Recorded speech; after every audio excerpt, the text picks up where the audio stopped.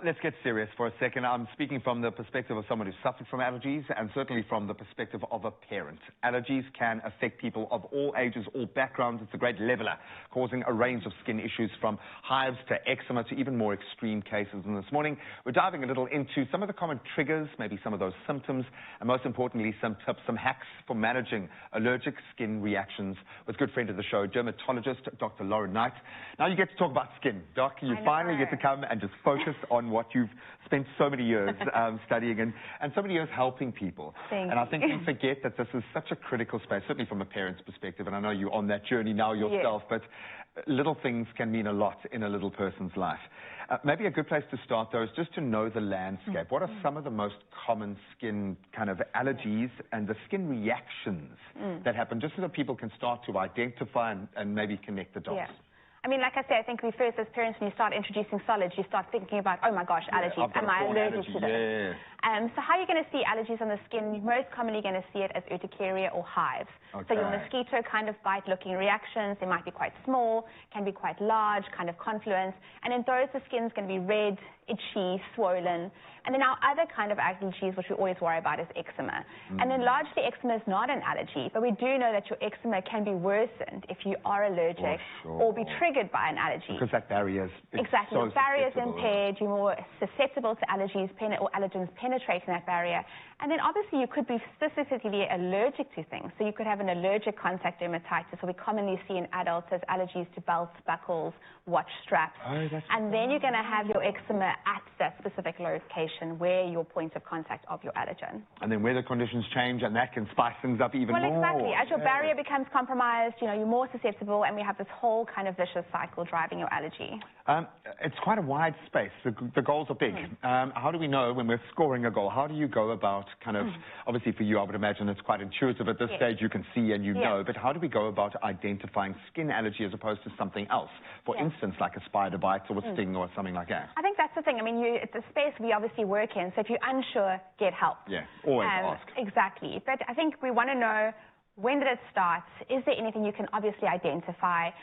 Did you eat shellfish last night and now you've broken out in hives? Did you touch something? Have you been rolling on the grass and now your kitty's like breaking out in hives?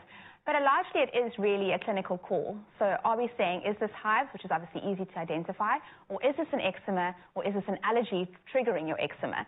So we really want to exclude the mimics so we can confirm the diagnosis of an allergy.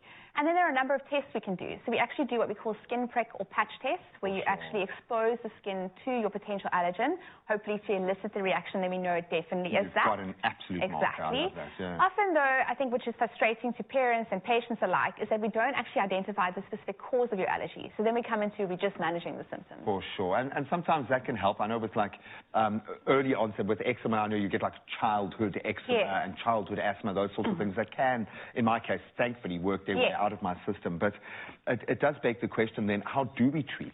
Does it need to start internally? Does it start topical, working your way in? How do you generally approach a case, or is it case by case? Yeah, so I think, I mean, it largely is case by case, and we really want to be doing patient-centered, or you want a tailored treatment plan. But, I mean, if you've got an urticaria or a hives, your antihistamines are a gold standard. They're amazing. They work specifically on your histamine, which is released by your allergen triggering your cell, and they're really effective. If you find they're not effective for you, it's probably that we're going to use them in much higher doses than you would expect. But you really need to do that under the guidance of your healthcare professional. And then your eczema is really, really a good start is to use creams. So people think that creams and moisturizing isn't important, but it's an active first step in the management of your eczema. And then we're going to use steroids. So eczema, true eczema, we're using topical corticosteroids. If you're having an allergic contact dermatitis or an allergic reaction that's triggering eczema, we might use systemic or oral or tablet forms of the steroids. Okay, just something that hits a little heavier. Exactly. And you need that because it can be debilitating. And it becomes a part of, and I know I'm relating this a lot to children, but I think if you've lived your entire life with allergies, it's a yoke you bear. 100%. It really does weigh in, and it affects your mentality. It affects other areas. It might affect the way that you live your life because of the things that can affect you.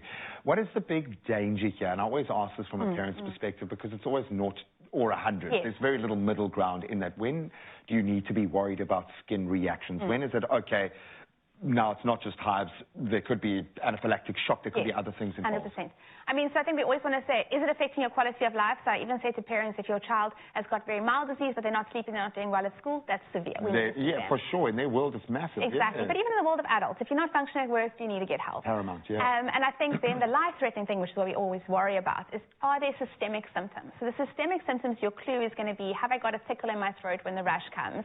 Do I feel like my tongue is swelling, I can't breathe? Or are my eyes swelling? And then a funny one is that you can also have abdominal cramps. So any kind of thing that says, gives a clue that is internally affecting you is an urgent, key that you should be triggering to seek urgent help. I mean, but then the thing with eczema is that with that barrier impairment, you're susceptible to infections. So also, you want to get it under control quickly and clearly, urgently get it under control so that that barrier can be restored so you're not susceptible to infection.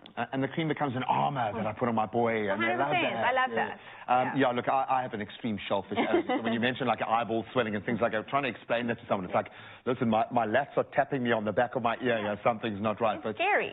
Trust your gut. Yeah. Trust your gut. Our bodies are amazing. They tell us these things, even if they react extremely to allergies. We absolutely love it. Thank you for playing the role that you do. Good luck with your own kids. Thank you. It gets interesting real fast when allergies come into play, but help is at hand. Most importantly, speak to someone if anything in your gut is telling you something is awry. And of course, an added bonus right now, we're going to alleviate things just a little bit by giving you the chance to win 5,000 Rand in cash this week. All you have to do is tell us this. How do you prepare for spring if you suffer from seasonal allergies, which is a whole different kettle of fish? Maybe you're allergic to fish. Use hashtag CETICIT in your entry on Facebook, Twitter, or Instagram.